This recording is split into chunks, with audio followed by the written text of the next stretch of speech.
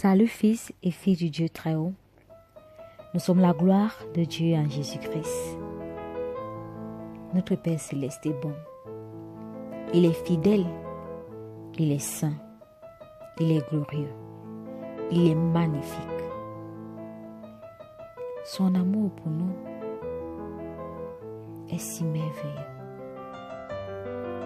qu'il a fait de nous des hommes, des êtres semblables à lui. Et il nous a donné son esprit pour que nous marchions comme lui, nous pensons comme lui, que nous fassions des choses comme lui. Il ne nous a pas donné des choses à moitié. Il l'a fait pleinement. C'est pourquoi dans le livre de Genèse, lorsqu'il a créé tout, ainsi que l'homme, il a dit tout était parfait. Et il s'est reposé le 7e jour. Mais l'ennemi est venu tromper en nous éloignant de notre Père. Mais cela ne l'a pas empêché de revenir vers nous, nous reprendre à lui, afin que nous soyons à lui. Ce qui a été fait, ce qui était pour lui, ce qui était dans sa pensée première avant la création du monde. Malgré nos faiblesses, nos manquements, il ne nous a pas abandonnés. Il ne nous a pas lâchés. Il est revenu en Jésus-Christ nous réconcilier avec lui, nous bâtir, nous renouveler, nous donner encore son Esprit Saint pour que nous marchions comme lui, pour que nous regardions comme lui, pour que nous fassions des choses comme lui. Le Seigneur Jésus-Christ, il a dit,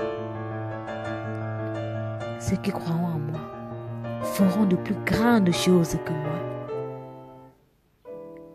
Vous pouvez imaginer un Père, un Dieu, partager sa gloire à ce niveau. Lui qui est Dieu, il a vécu parmi les hommes.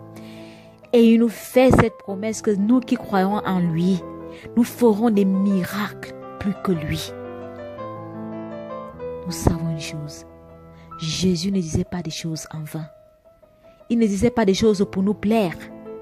Il ne mentait pas. Lorsqu'il disait la vérité, lorsqu'il disait une parole, elle était la vérité. Elle est la vérité jusqu'à ce jour, jusqu'à l'éternité.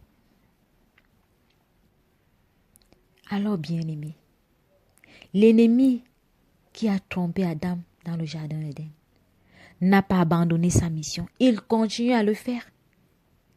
Il est venu jusqu'à vouloir corrompre, tromper son Créateur. Oh là là, j'aime Jésus. Jésus n'est pas venu faire des palabres avec lui. Il est venu accomplir sa mission. Et il a réussi sa mission. Il a vaincu. Il a vaincu et il a pris la clé de la mort et du séjour des morts. Et il a dit, j'ai vaincu le monde. Ne craignez point le monde. Nous avons l'assurance à ce qu'il dit. Si et seulement nous faisons ce qu'il dit. Nous méditons sa parole. Nous la mettons en pratique. Nous restons en communion, en intimité avec lui. Nous serons toujours plus que vainqueurs. Il nous a fait cette promesse et il ne ment pas. Notre Père est l'être le plus merveilleux. Jésus-Christ est l'être le plus amour, le plus aimant qu'on puisse connaître. Alors, bien-aimé, il a dit, si on a traité le bois vert ainsi, à plus forte raison, nous le bois sec. Mais il nous a dit de prendre courage, de demeurer en lui et avec lui. Et il nous a donné de lui-même par son Esprit Saint afin de nous conduire tous les jours jusqu'à la fin du monde.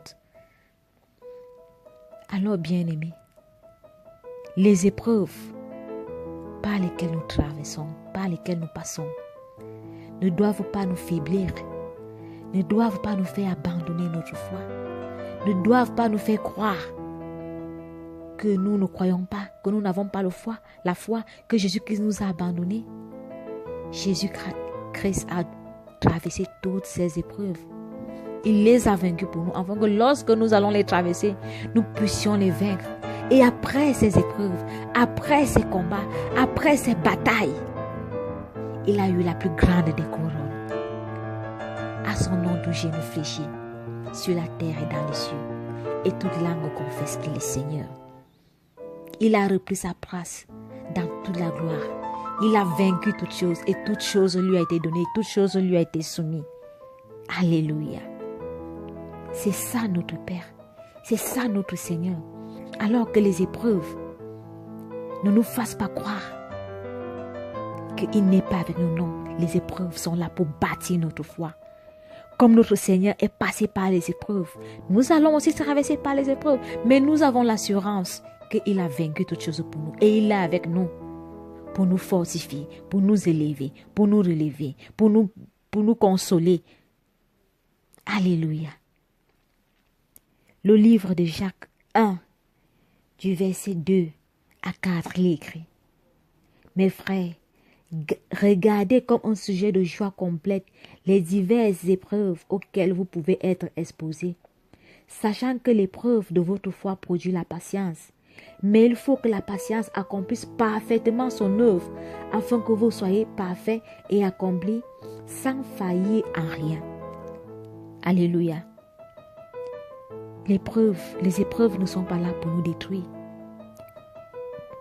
Elles sont là pour nous bâtir, pour nous parfaire. Nous admirons Abraham, il est passé par l'épreuve pour être appelé le père de la foi. Nous admirons David, il est passé par les épreuves et il a appelé l'homme selon le cœur de Dieu. Nous admirons Joseph, il est passé par les épreuves. Nous admirons l'apôtre Paul, Pierre, Jean, ils sont passés par des épreuves et nous savons qu'ils ont des couronnes glorieuses dans les cieux.